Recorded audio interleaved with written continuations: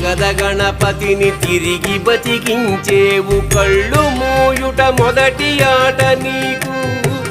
ఆటగద మాయకే మాంగళ్యమును గట్టి కామదానము సయ్యాట నీకు ఆట బ్రహ్మకు సృష్టి అంతమే నీ దృష్టి విష్ణు మాయలు కూడా ఆట నీకు ఆట చదువుల తల్లి ఆట బంగారు వల్లి ఆట చదువుల తల్లి ఆట బంగారు వల్లి